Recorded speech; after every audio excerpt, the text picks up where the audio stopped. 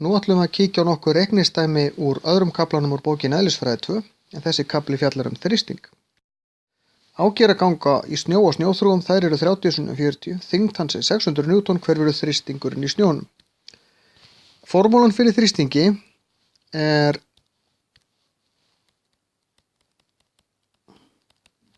þrýstingur er jafnt og kraftur deilt með flatarmáli. Við vitum kraftinn, hann er 600 Newton, en við vitum ekki flatarmál, það er eftir að reikna þær. Og þetta eru snjóþrúgur sem eru 40×30 og þá reiknum við flatarmáli 40×30, það er 1200.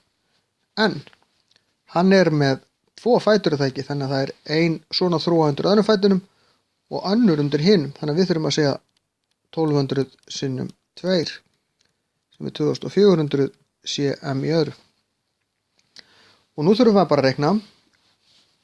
Krafturinn er 600 deilt með flatarmálinu, Newton, 2400 fercentimetrar. Þá fáum við út úr því 0,25 Newton á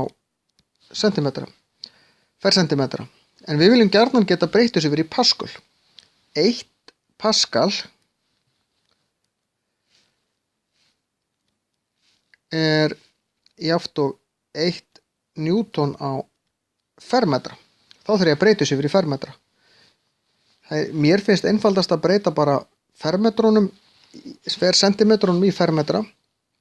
Og þetta er í fermetrakerfinu, þá þarf ég að fara 2 sæti. Þannig að þetta eru 24 ferdesimetrar, svo fyrir 2 sæti viðbót. Þetta eru 0, þá ger ég 600 deilt með 0,24. Þetta eru 0,24 fermetrar. Og þá fæ ég út að þetta séu 2500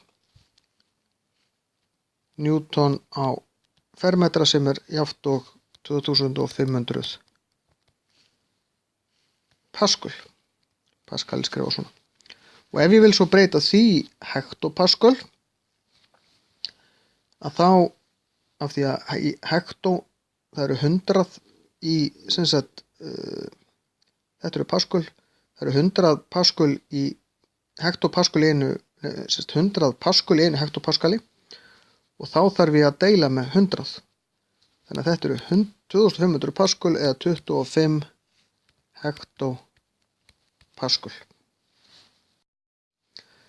Járnbútur er 500 Newton að þyngd og rúmmálið er 15.000 fercentimetrar. Steinninn er látin í vatn, hver verður lyftikrafturinn? Þetta lítur út fyrir að flókið dæmi, en er það samt ekki. Vegna þess að steinninn er 15.000 rúmsentimetrar. Þetta átt að vera í þriðja. Og þá þurfum við bara að vita, hvað eru 15.000 rúmsentimetrar mikið af vatni?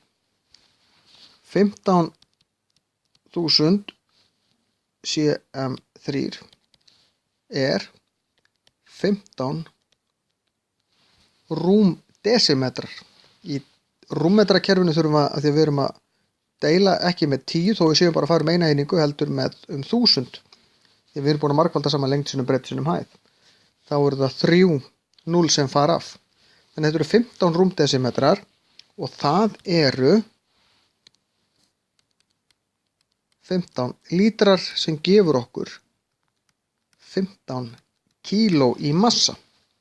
Og 15 kíló eru cirka bát 150 Newton. Ef við miðum við ekki 9,8 heldur sinum bara 10 til þess að einfalda reikningana fyrir okkur. Og það er í raun vatnið sem hann reður frá sér og þá léttist hann þá. Það er lyftikrafturinn.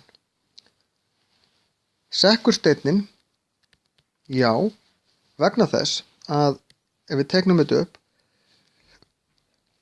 steinninn er hérna, lyftikrafturinn er 150 Newton, en hver er þá krafturinn niður? Þá komum við að seinni spurningun ef það væri vigt hérna undir.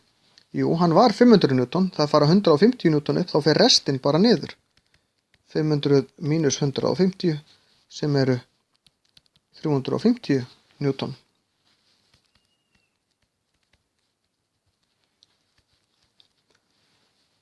Því að lyftikrafturinn er það sem verkar upp, restin er svo bara þyngdarkrafturinn sem verkar niður og það er afgangurinn af þessum upphaflegu 500 newtonum.